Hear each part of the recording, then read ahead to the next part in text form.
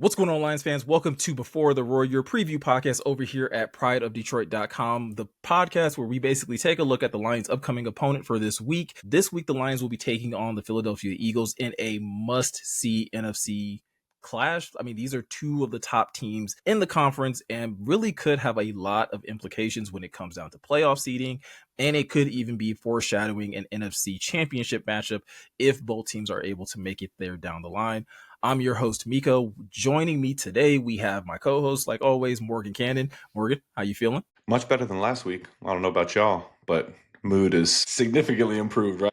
I was going to say, it's funny how a win can do that for you. Winning a football game can actually put you in much better spirits. And back with us again after a couple weeks off, Brandon Knapp. Brandon, how you feeling? Feeling great. I'm glad that I can come in off of a win. I would not want to be here after the loss, especially after a win that I know Morgan was very excited about. I know he's been chomping at the bit of that Washington game all year long. I was gonna say, and I appreciate you not coming on after the Vikings win, because I feel like that would have been just like a little bit of weird energy, considering like, you know, your love for JJ McCarthy. I wouldn't have wanted to project any negative energy your way. You wait, just wait till the next matchup. We'll see what happens. I was gonna say that's the beauty of the NFL, especially playing division games. You always get a second bite at that apple. But this week, the Lions do only get one shot at really making a statement, I think, against a team that a lot of people, probably depending on the week, their opinion of the Philadelphia Eagles wavers one way or the other. And so we're going to get into that. And like we always do every week, we're going to talk about what the Lions offense needs to do to take advantage of this Philadelphia defense, as well as what the defense needs to do to be able to contain the potentially like very dangerous Eagles offense that includes Saquon Barkley, Jalen Hurts, AJ Brown, and Devonta Smith. A lot of weaponry over there. But before we get to there, let's take a quick little look back, because the Lions are coming off a very big and dominant win, winning 44-22 over the Washington Commanders. Probably one of the biggest takeaways, and we talked about this on the main podcast, but easily the biggest takeaway from that game is Dan Campbell getting into the driver's seat of this offense, and this offense really starting to look a lot like what we saw it be all those years under Ben Johnson. And Morgan, I don't know about you, but I think it really helps solidify and probably remind a lot of people, this offense, it has always been like a baby to Dan Campbell in some way. He's always had his fingerprints in the makeup and the design of how this offense should operate. Yeah, and if people were still, for whatever reason, questioning how like involved Dan Campbell was in terms of like his influence on the offense, that should be squashed now. And if it's not yet, it's coming. I promise you. You hear football people around like different NFL circles talk, and everyone talks about how smart he is. And then he threw them glasses on and had everybody, asking him questions about it. So I thought that was actually pretty funny. The thing Holly, his wife, posted on Instagram was hilarious, the lion with the glasses. But it was a really convincing win. I wanted my lick back from last year. I think it's hilarious. We got some Commanders fans talking about, we're injured. Man, don't even get me started. I don't want to be that out of pocket today. So I'm not gonna, right? Go ahead, Meko. I was gonna say it's a very familiar narrative that I remember, maybe coming up during the playoffs last year, but no one wanted to hear that argument either. But I don't know. Maybe I'm just misremembering things. Nope, they're just making fun of us. Injuries happen, this and that. So, yeah, I think it's a little bit of poetic there. But it was, to talk about the game in totality, it was really pretty evident from the beginning, man. The offensive line was whipping the Commanders, I almost said commies, the Commanders' defensive line up and down the field, creating big old running lanes, protecting Jared Goff. I think he only got hit 5 times. So just a really convincing win. And I wanted that blood, as Brandon mentioned. So Brandon, what were your takeaways from the Commanders game? I was 100% impressed with the offense. It really made me realize how much Dan, because I knew Dan had an involvement, but even without Ben Johnson, people were wondering how is John Morton going to do all this stuff. But just to see him now without John Morton being in charge, because, he's elevated Goff's game, completion percentage, all this stuff people have been hyping up. No, Dan Campbell's really kind of, the guy behind it in the end. I loved seeing Jameson Williams getting involved heavily. I loved how they used him. It seemed like all the coaches were listening to the podcast and all the media saying, use JMO in the crossing routes, short routes, quick routes, anything. And they finally used him well. The defense did well. It wasn't as good of a defense performance as I expected because, with Marcus Mariota, I know he's a veteran, but I expected them to do better against him. But it wasn't a bad enough performance where I'm questioning things on that side of the ball. Special teams, that's probably my biggest question mark out of the rest of the units right now. But I'm just ready for Philly, ready to move on and see if we can make this a winning streak. Yeah, I would say the only other talking point to come out of that game that I think could still have some impact on this Philadelphia game is the video that was released the other day. We all know about the altercation that happened between Deron Payne and Amon-Ra St. Brown. Deron Payne gets ejected for basically sucker punching Amon-Ra St. Brown. We heard Javon Kinlaw, though, after the game talk about like, hey, like Deron Payne was justified for what Amon-Ra did to him. And I think there was a lot of just like confusion about that because like no one saw anything lead up to that play. The video that got released the other day, from what I understand, was from Deron Payne on his Instagram, does show Amon-Ra St. Brown take a swipe at him, I think a couple plays before, basically Deron Payne retaliates. Morgan, I'll start with you first. Do you think this will have any type of impact on this upcoming game against the Eagles? No, just because I think it would have happened already. But when he shared that video, it's like, I like that you called it a swipe, because what Payne did, I'm not even just saying this as like a biased Lions fan. I'm saying this who's being an idiot who's thrown a closed fist at somebody's helmet before because I didn't know how to manage my emotions. But it was a lot different. Payne like cocked back and brought that thing back to last Wednesday. And then like Saint kind of got shoved out of the way because Payne, they were getting the ball moved on them. Saint kind of pushed him. Deron Payne kind of lowboyed him again. And then that's what and he did say on his podcast too, I'm not going to quote him directly, but he was like, it was an accident. I didn't mean to hit him in his face. You can kind of interpret that how you want to, but I think it would have happened right already. Like, you know what I'm saying? Like, don't you think, Brandon, it would have happened already? But I don't know. Yeah, I think it would have already been kind of, blown up. It would have been suspended, because Deron Payne was suspended quickly and his rebuttal was quickly shut down. So we saw Brian Branch, that took a couple of days to kind of figure it out, and then they finally settled it. And I don't really see anything coming out of this outside of a fine. There should have been a penalty, should have been called. Ref missed it. That's on the officials. I don't think you can really go back on something that happened in the game like this and describe it as something that should be suspension worthy, unless it's like a hip drop tackle that Frankie Louvu got out of. And Jeremy made a good point too on Twitter. He said, like, and that kind of thing happens quite a bit. You know what I mean? Like a little, like, I'm a smush your face, like get up out of my face kind of deal. But if you go ahead, Meko. No, I was just going to say, like, I agree that I don't know if this is going to necessarily lead to a suspension, because I don't know if it necessarily would be ruled as a closed fist punch. I do find it funny that Amon-Ra would in any way categorize that as an accident. Like, you and Deron Payne are not the same height. So there has to be a reach up there. Like, if you were trying to just push him, there's plenty of space between shoulder and helmet. And that went straight to the dome. And he did say on his podcast too, he was like, I wasn't trying to like get in any kind of fight with Payne, because like that wouldn't go well for me, which is typically, you don't fight out of your weight class. You don't really typically see wide receivers trying to fight defensive linemen or corners trying to fight a tackle, because it's a different animal at that point. We all saw what happened to Richard Sherman when he and Trent Williams had the little altercation after the game. That was crazy. And that was a swipe, really. Like, Trent didn't even really punch him, but that's a gorilla swiping you, though. That's like if Panay hit you like that, though, that'd be bad, bro. Yeah, so I think we're all in agreement. This shouldn't have any type of ramifications. Brandon, I agree. Like, I think the most that we will probably see, because I don't think fines have been rolled out from last week's slate of games, it would not shock me at all if Amon-Ra gets hit with a fine, because that should have been a personal foul. That should have been 15 yards. And we typically see when those types of penalties aren't called and they're usually reviewed after the fact, like, okay, that's how they tend to like make up for it in the league, is by penalizing players financially. So Lions fans, don't be surprised. I don't even think it's a bad call. Like, it's kind of it's honestly what Amon-Ra kind of has earned himself in this situation, because even in that situation, he has to learn how to control his emotions in that way, in that same sense, right? You cannot put yourself in position to where either A, you impact your team in that game, or potentially start to create a narrative for yourself in future games where officials start to view you in a certain light.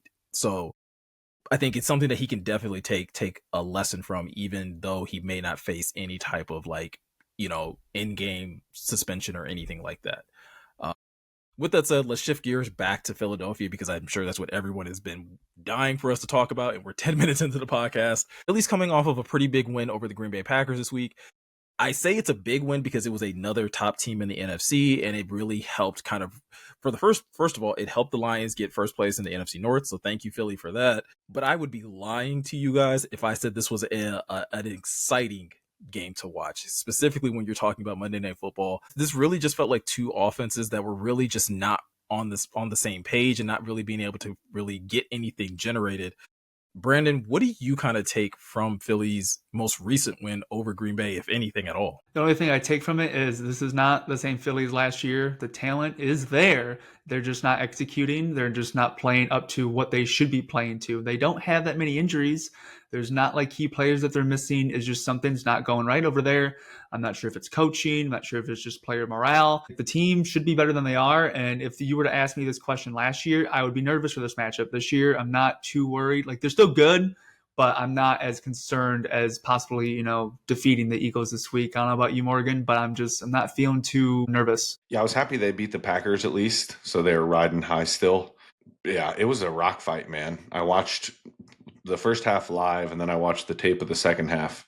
It was like if two fighters and like just didn't use jutsus and just used their like hands and fists type deal. Like it was like, let's just beat the crap out of each other, but not really get anything accomplished. Because it was a physical game. Because both those teams want to establish physicality, but yeah, certainly not Philadelphia's best look. But at the end of the day, they're still 7-2, right, Meko? It's the most. We were talking earlier. It's like the most Yeah. disgruntled fan base, 7-2 fan base ever. I was gonna say the fan base is pretty disgruntled. You listen to some of the players and their media availability; they're not extremely happy, despite still being very much in contention for the top spot in the NFC. So yeah, there's a lot to really like try to figure out with this Eagles team, and we're gonna try and talk about, at least from an X's and O's standpoint, like where they are still dangerous, but there are like some chemistry things that does seem to be like bubbling under the surface, to Brandon's point, that I think that's kind of what's keeping them from being as efficient as they were and as dangerous as they were last year. But first and foremost, let's talk injury report. We're primarily just going to focus on the Lions injury report because for whatever reason, Philly hasn't put theirs out yet. And it's like 7-8 o'clock at night when we're recording this. So it's a little odd that Philly hasn't put out their injury report right now. Still, with that said, there are some pretty big takeaways from the Lions injury report. Probably their biggest injury report of the season at this point. You got a lot of guys who didn't practice today. A lot of guys who are limited, but you do get some guys that are returning back. Let's start on the positive note. I would say on the positive note, first and foremost, Malcolm Rodriguez was a full participant in practice. He's been limited the last couple of weeks. I do think, guys, that probably is a nice sign that we'll probably see Malcolm get activated this week. So that could be a huge boost when we're talking about special teams coverage. We know Malcolm has always been one of their better tacklers and somebody that has really carved out a role for himself when it comes to special teams. But even when you talk about him defensively, you talk about having a guy that can kind of rotate in and out. I don't know how much we'll see of that because I feel like the trio of Jack, Alex, and DB have just been great this year. So I don't know how much we'll see of Malcolm on the defensive side, but I do think it's possible that we see him sprinkled in there. We talked about this last week. Josh Pascal obviously got his clock started, so we started to see him on the practice field, still in a limited capacity. But two other players that returned to practice in a limited capacity, but still a great sign for the defense. DJ Reed, Marcus Davenport, both having their clock started. So again, probably not likely that they play this week, but it's a good sign for the next few weeks that like the Lions probably are going to have both of these players back early December, maybe even a game or two by the end of November. The negative side of things, a lot of guys didn't practice. Penei Sewell did not practice today with an ankle injury. Sam Laporta didn't practice today with a back injury. Kirby missed another practice with a knee. Aiden Hutchinson popped up on the injury report with an elbow injury. And then we know Terrion Arnold left the Commanders game with a concussion. He also did not practice, which again is pretty expected. He's probably going to be in concussion protocol for most of the week. I wouldn't expect an injury designation on whether or not he's going to be active or not until probably like Saturday, if we're being honest. Brandon, I'll start with you first. Anything that really kind of stands out to you from the Lions injury report at this point? I'd say the two that kind of stand out to me the most is a little bit of Terrion, because we all know Fox's coverage was not great last week. It was just horrible coverage. You never knew what was going on half the time. So I don't know when Terrion got hurt. So just to see him still not practicing, this is going to be a tough duo of AJ Brown and Devontae Smith. It's not going to be easy. So we need all the defensive backs that we can get. And then I'd say Sam Laporta with his back injury. I don't remember him ever missing any time. So, your back you don't want to mess with your back.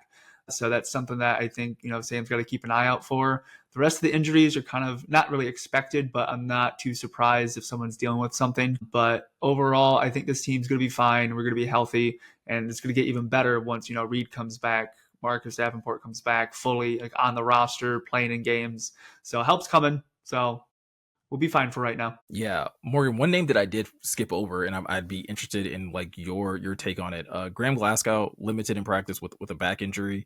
I believe Graham did go out in this game with an injury, so the fact that he's at least limited, encouraging, I would say. Yeah, he had some funny comments about what happened, what transpired for that injury too. And if you haven't looked at it, go read it. But it involves Tate Ratledge, and it just kind of reinforces Graham's probably the funniest guy on the team, to be honest with you. I feel so. Take this with a grain of salt. I'm knocking on wood for everybody not watching in visually, but I feel good about Hutch, Panay, and Sam playing, because they all finished the game. I think this is just maintenance. It's a long season. The Lions have a long stretch ahead here, having already had their bye week. Terrion, it's just really going to boil down to how he fares like while he's in the concussion protocol.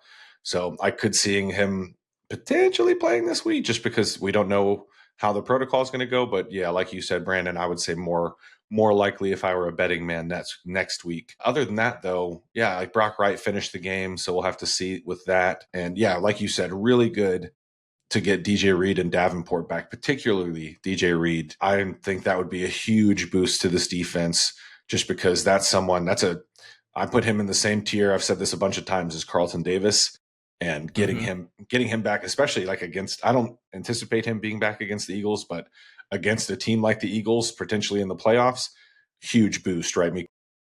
Yeah, I would be interested to see like how his practices go specifically, because while him and Marcus Davenport were both on that IR list, DJ Reed has played more games this season and hasn't been on IR nearly as long. So typically, we know with Dan, like they like to get guys like get their legs back under them, make sure that they're in game condition.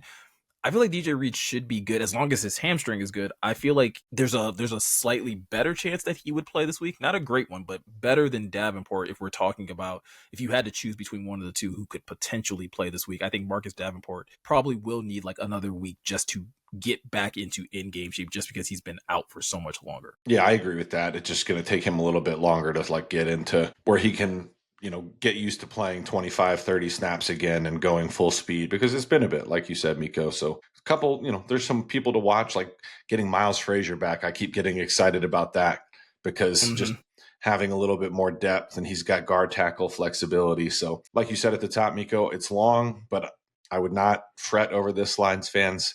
I would wait and see how this looks, probably Friday, and we'll have a better picture of how the Lions are going to be looking against the Eagles. And I would say even, because I was thinking earlier today, I was like, okay, Davenport and Reed, they'll probably come back maybe early December.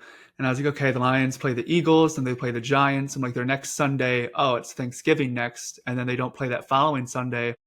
I could see them playing Thanksgiving. That'd probably be like my latest I could see them kind of returning. Yeah, I think that would be a good, if you're talking about like how early they could probably play, that's probably what, if I were a betting man, that's probably what the date that I would pick as well, which obviously we know how big that game is going to be as well, with the Green Bay Packers coming into town. So all right, guys, ready to talk about the Lions defense against this Eagles offense that I'm so serious. I have no idea how to feel about it, because if we're talking about from a like what you see on Sundays and what you see production wise, I think that is one thing. But then like you see the names and that elicits a different feeling, Morgan. So from your vantage point, just, I mean, how can the Lions defense continue to stymie the Eagles offense and not let them just kind of get going right out the gate? Well, it's going to start with slowing down Saquon. And I know he's had a tough year. We were looking at things before we jumped on, and he's only eclipsed 100 yards one time. There's been some really low outputs, like he ran for 30 yards in a game, which is crazy with their offensive line. But like Meko said, they're a bit sporadic, because at times they'll look really good and they'll look like they put it all together. And then at times they'll look like they looked against the Packers Monday night, where they won, but it was ugly. So they're 8th in offensive DVOA, 7th in passing, 22nd in rushing, which was really surprising to me. They are first in red zone efficiency, which I found interesting, but it makes sense. But given the fact that if they get kind of close, they're going to probably resort to that stupid tush push. So yeah, they still have Lane Johnson. They have Mailata, Landon Dickerson at left guard. It's a loaded team talent wise, but they really fail to execute like on a down to down basis. And it looks ugly at times, right, Brandon? Yeah, it's surprising to see like pretty much the same roster as last year that was explosive and just doing everything. And you only have Cam Jurgens, their center, injured. I know Lane Johnson got banged up last week, but that's pretty much it. So I'm confused at what has really kind of changed. I just don't see the same team each and every week. They've had a lot of close wins. There's not many like explosive wins that they've had this season, which is again surprising because Saquon was just blowing everything up last year. You hand him the ball, he's gone for a touchdown half the time. And his yards per carry was 5.8. It's down to 3.9. That's a big drop for someone like him, right, Meko? Yeah, especially when he is healthy. Like it's really, really odd for anyone who has watched Eagles games this year because it doesn't look like the Eagles are trying to do anything. It's not like they're not trying to give him the ball or anything like that. I think early in the season, there probably was a little bit of like questions about them probably leaning a little too much on Jalen Hurts in the passing game. But even as the season has gone along, like they have not found a way to create rushing lanes, which is really weird for an offensive line that's as talented as they are, like you brought up, Morgan. And then you compound that with the fact that like their skill players aren't happy. And it's not just AJ Brown that I'm talking about. Like AJ Brown is obviously the focal point of a lot of people at this point in terms of him being considered like talent wise, probably in that conversation for like top 10, top 7, maybe top 5, depending on how you feel about him, type of talent, but not getting the production and the usage in this Eagles offense. But it's not even just him that's upset. Like Devonta Smith is upset about the fact that their passing attack doesn't seem to be as explosive as it should be.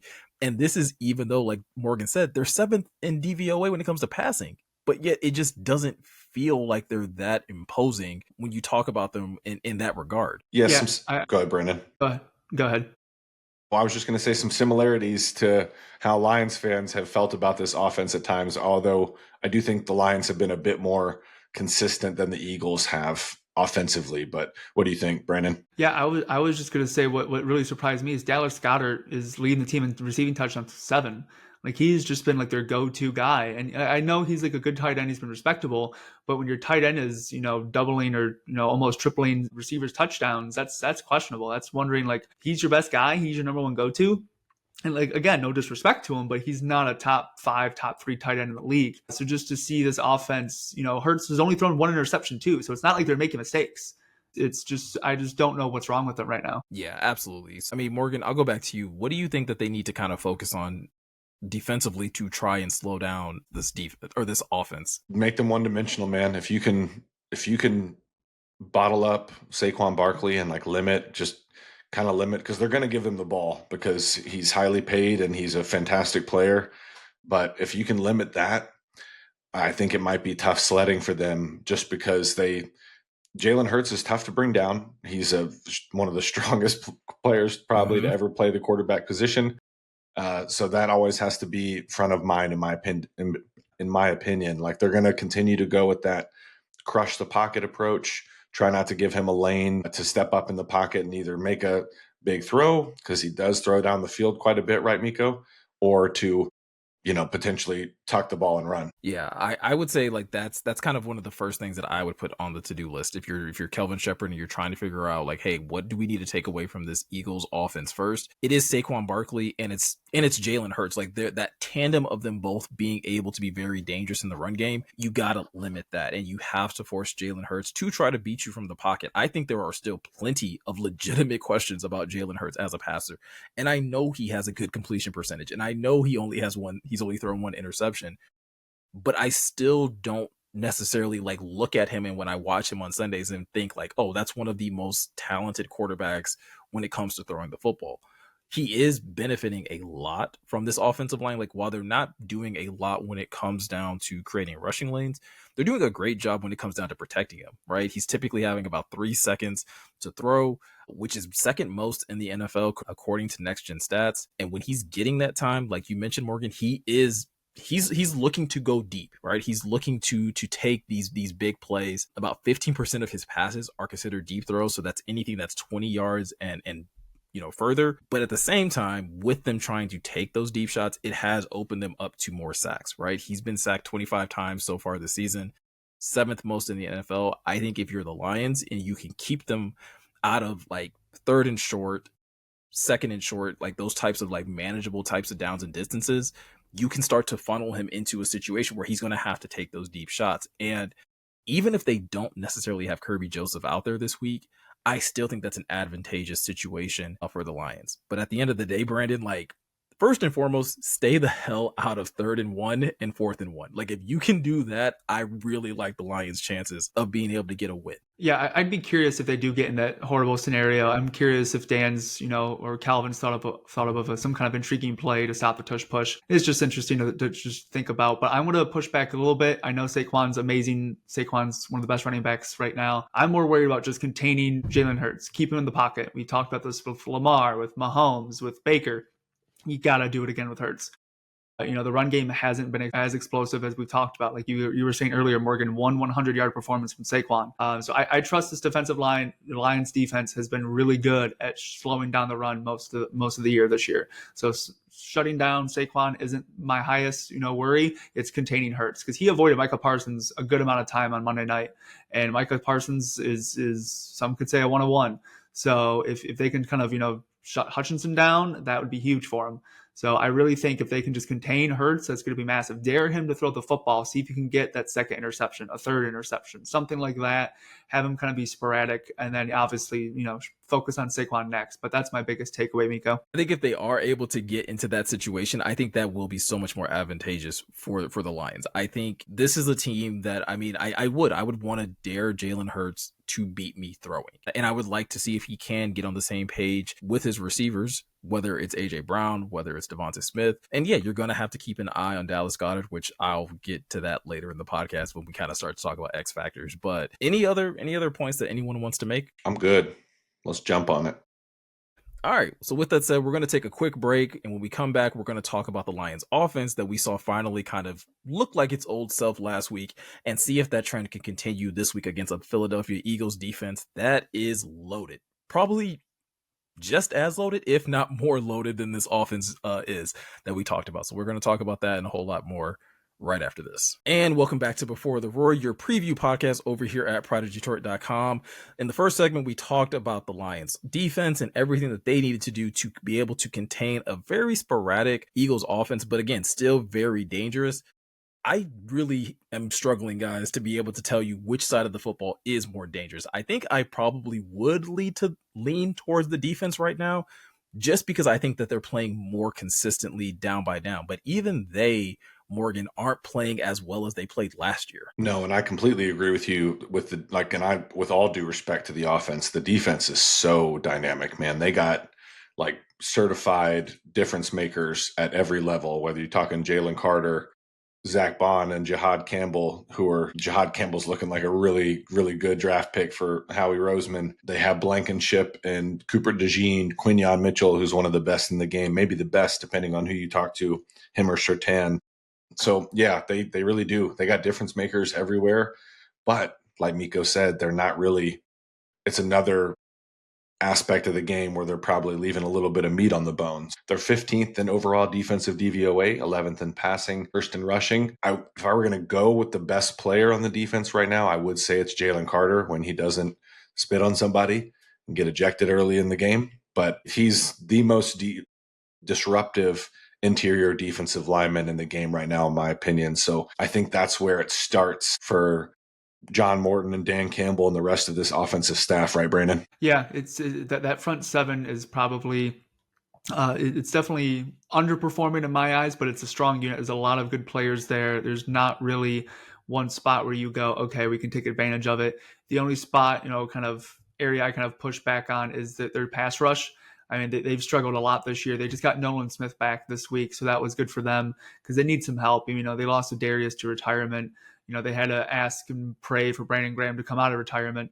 to come help them. So that's where they kind of need some help. But yeah, that secondary is tough. I love Cooper DeJean. I was a big DeJean guy for the draft, and watching him in Iowa was just impressive. And him and Mitchell are a great duo. So it's going to be a tough matchup, Meko. I really think the Lions have to play at their best game to kind of win this game against Philly when it comes to their offense versus the Eagles defense. Yeah, talk about, kind of putting your offensive play calling to the test in, like, quote unquote, your second week on the job. When you talk about Dan Campbell, it's not truly his second week. Obviously, we know he called plays in 2021, but this is a tough task, right? We're talking about a defense like that Morgan, like you pointed out, seems to have a difference maker at every level. You talk about Jalen Carter. I also think about Jordan Davis that they bring in on rushing downs and things of that nature. You talk about that linebacker core that has Zach Bond, Jahad Campbell.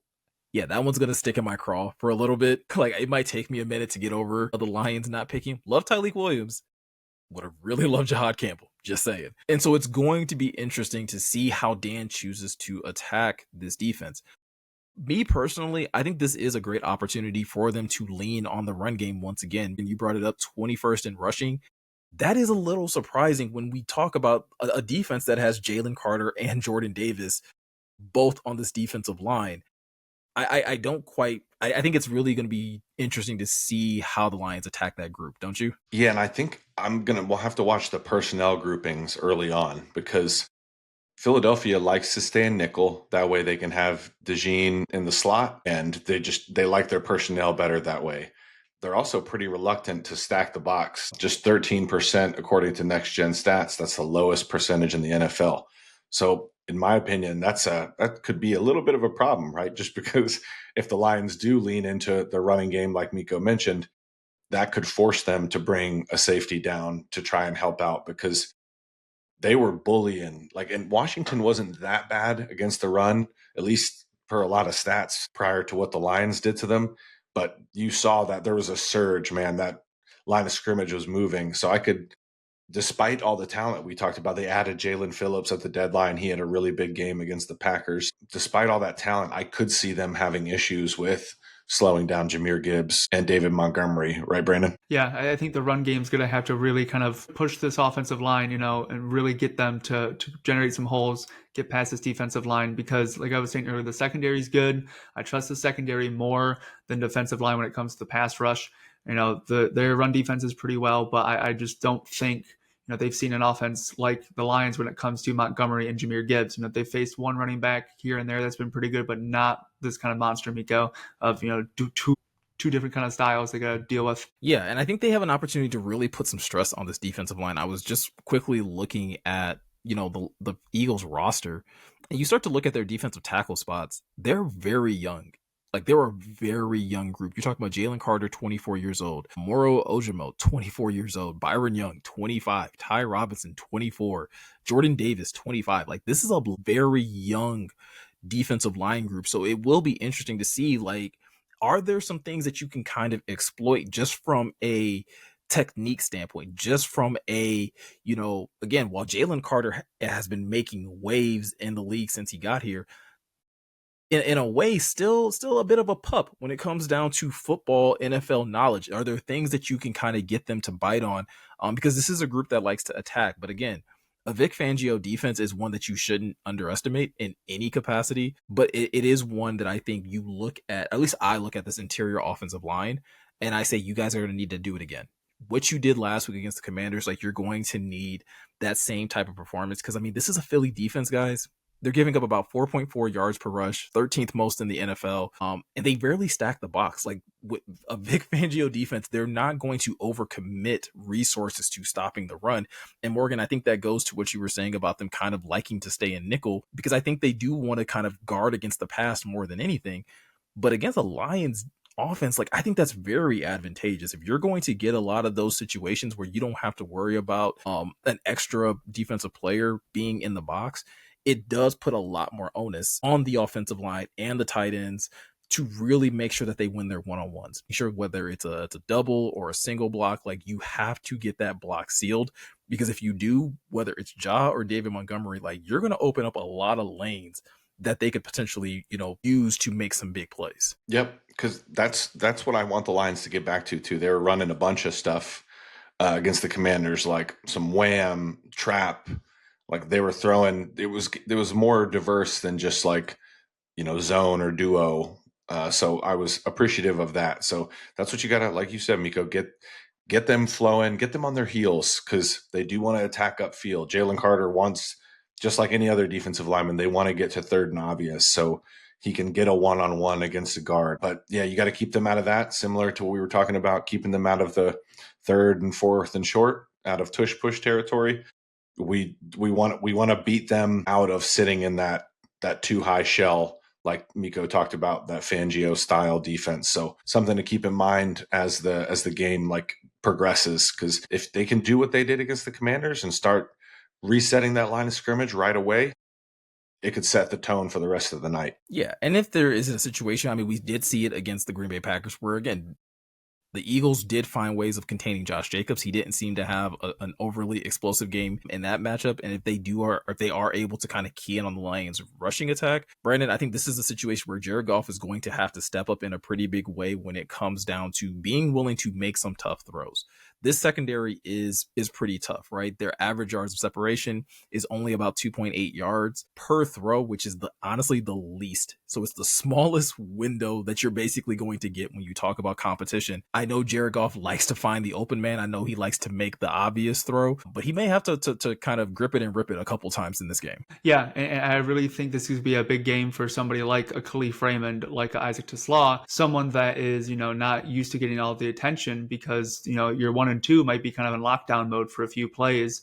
Someone's going to have to step up. I know, they just traded for Jair Alexander and he's taking time off. So I don't really know who their CB3 is off the top of my head, but that's probably going to be like their number one target for, early on in the game. And then as the game progresses, you'll start to get, Waymo, St. Brown involved.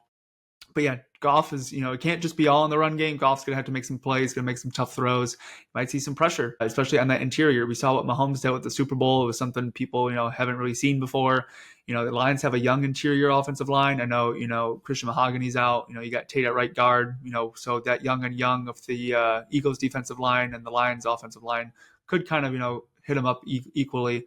But Goff's going to have to, have his best game in this kind of performance. Yep. And when they do go into nickel and DeJean goes into the slot, it's a Dory Jackson opposite Quignon. So, and he, PFF's not the gospel, but he is 100 out of 109 qualifying cornerback. So I like that you brought that up, Brandon, because if they're going to hunt a matchup, I could see Goff doing that because I don't know how much you want to throw at Quignon. And I think it's a good opportunity, again, for Dan to flex his creativity as a play caller, right? I mean, in terms of, like, one of the things that really stood out from that Commanders game that I think can still translate even against the Eagles is that ability to be unpredictable. And especially in a situation like where you did just switch play callers. Like, a lot of the film that the Eagles have is on what John Morton was calling for most of this season. I mean, yes, you can go back to the Ben Johnson days, but Dan is still a different play caller, and I think it's going to be interesting to see how he chooses to attack this Eagles defense and what areas is he going to be unpredictable, and hopefully what areas will he be adaptable as well, because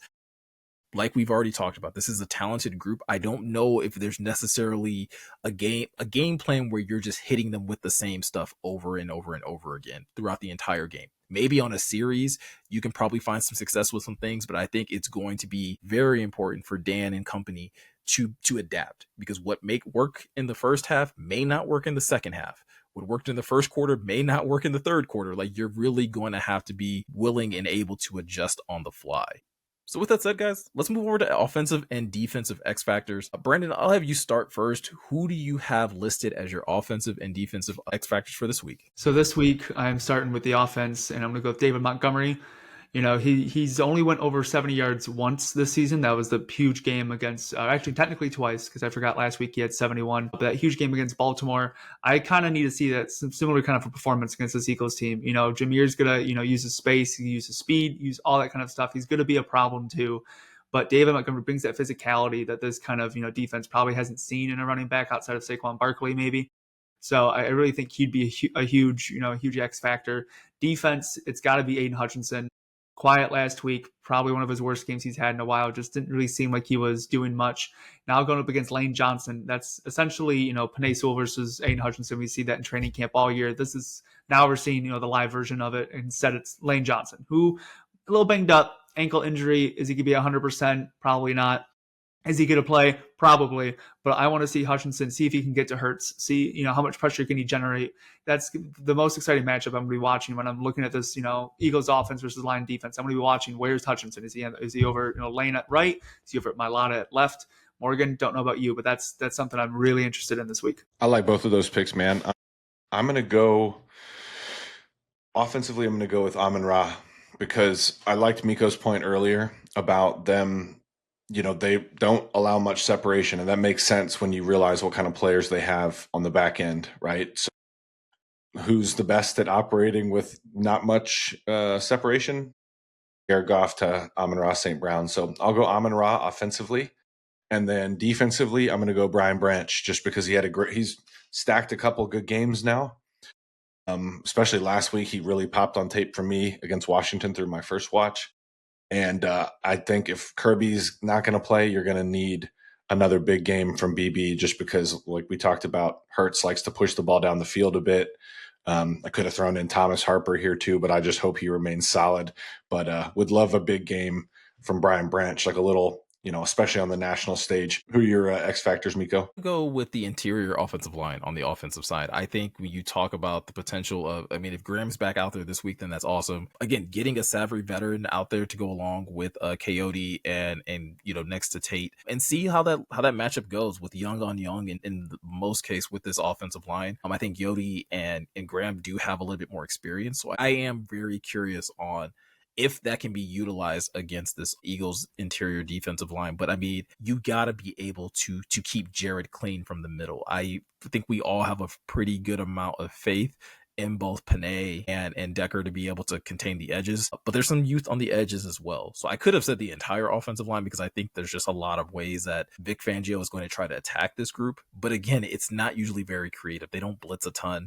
So it really does feel like this is just like a mano-a-mano type of situation. Can you win your one-on-ones more often than you don't? And if the offensive line, specifically the interior, can hold up against Jalen Carter and Jordan Davis and that group, I do think this Lions offense is going to find a lot of success. And then on the defensive side, I'm going to go Jack Campbell. I think Jack, we've talked about it before. He's having a fantastic year.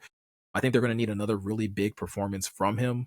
He's not obviously the go-to guy that you want to have lining up against Goddard or even Saquon in passing situations, but Alex Anzalone can't be everywhere. So whoever Alex isn't covering is probably who Jack is going to have to take. And it may flip-flop on any down and distance, but I think Jack is going to have to continue to be solid in run defense and tackling. And if he does have his number pulled where he has to be dropping in coverage or lining up man-on-man on either one of those guys, he's going to have to be able to stand up in those situations as well and make plays. So I think if he's able to do that more often than not, I think you're going to force Jalen Hurts into a lot of uncomfortable situations that I just don't think we've seen him hit on consistently enough this season. Really force him to have to go to AJ Brown, force him to have to go to Devonta Smith. And when you have guys like Amik Robertson out there, hopefully they have Terrion out there as well. I think that could be a really challenging day for him with those two corners on the outside. I like both of those picks, especially I just thought about it more now, but Tate versus a couple Georgia Bulldogs, some guys that he's going to have some familiarity with, because I'm sure he practiced against those guys quite a bit. They didn't really overlap Tate was a multi-year starter, so maybe I'd have to go back and think about it. But yeah, that's a good one because Tate played another person who popped on tape against the Commanders. So if he can stack, I like both of those because if both those guys have good days, odds are the Lions are trending towards a W. So love those for X Factors. It could also be a potential Avonte Maddox revenge game. If he gets out there and gets a couple snaps at the nickel spot. For the city. And let's go. Yeah. And you could also potentially get a Bama on Bama matchup if Terrion does play with Terrion and Smitty kind of lining up opposite of each other. That'd be a good matchup to kind of watch for fans and everything like that. So with that said, guys, before we wrap up, let's move over to score predictions. Per FanDuel, the Lions are currently 2.5 point underdogs in this one. Morgan, I'll start with you. What is your what do you got for a score prediction this week? I am going to go 24-21 Lions. So a little bit more of a low scoring affair than probably some people anticipate, but I think the Lions will be able to move the ball, especially if they can dominate the interior, of the Eagles defensive line, like we talked about. I think that's probably the most crucial aspect of the game, because I trust this Lions defense. I think they'll get, the Eagles will land their shots, and they'll move the ball, and they're really good in the red zone, like we talked about. So I think they'll move the ball, but ultimately the Lions make more plays and get a big win. I like that Dan brought up their 0-2 against the Eagles, because that eats him up. So what about you, Brandon? Where are you at? I'm in a similar boat. I'm going 28-24 Lions. I think it's a little bit higher scoring than that, but it's going to be a slow, just methodical game. I don't think it's going to be, some team, the highest lead you might see at one point is just a touchdown. It's going to be kind of back and forth, just trading some shots here and there. And eventually someone's going to have a big play on the Lions defense, I think, to make a key stop. And that's what's going to be the difference in the end, Meko. What about you? Yeah, I got this one a little higher scoring than I think that you guys do. Again, still similar type of gap in the points, but I still have the Lions 31-27 over the Eagles in this one. I do. I think this one's going to be a little more back and forth. Whether it's the Lions, I think Dan's going to be trying to be super aggressive, because I think he typically has the mindset of like, hey, they have weapons, so we need to put up points. And so I think the Lions offense is going to be plenty aggressive. But there are some things about the defense that I agree with you both, that I think the defense is going to have its moments where it's going to come up, pretty big in some situations. But there are a couple of things that have popped up in the last couple of weeks that do have me concerned. The Minnesota performance against the rushing attack that they put together does have me a little concerned. If the defensive line plays that way against Philly, like, Saquon's going to take advantage, and that's how he can get his second 100-yard game of the season. And then you talk about, an AJ Brown and Devontae Smith, like, those guys are like splash plays, right? Like, it's one good throw, one big play, and we know Jalen Hurts is going to take those shots, and he's probably going to hit a couple of them. So I think that could kind of push the score up for both teams, where it could be a situation of, again, first team to like 34, 35 is the one that kind of comes out on top, especially with Philly coming off of a really bad offensive performance. I think they're going to be looking to right the ship there as well. So at the end of the day, we all have the Lions kind of coming out. I think we all picked about what was 3 to 4 point win for the Lions. So if you are someone that's betting, take the over, right? Take the Lions and take the points. So yeah, that's pretty much going to do it for this week. That's our initial thoughts on how the Lions will fare against the Eagles this week. Like always, if you guys have any thoughts or opinions, be sure to leave them in the comment section over here on YouTube if you're watching, or if you're just listening to the podcast. We would love to be able to hear from you. Obviously, you can go over to prideofdetroit.com. We do have the feed, which is a feature that we do not talk about nearly enough, but it's basically a space that allows you guys to kind of contribute your own thoughts and opinions over on the website. And like always, you can always go over to the website and just keep track of any news or updates that are being posted over there. Specifically, if you want to know what the Eagles injury report looks like, the website's the first place to kind of go for that type of stuff. But like always, we appreciate your guys' support.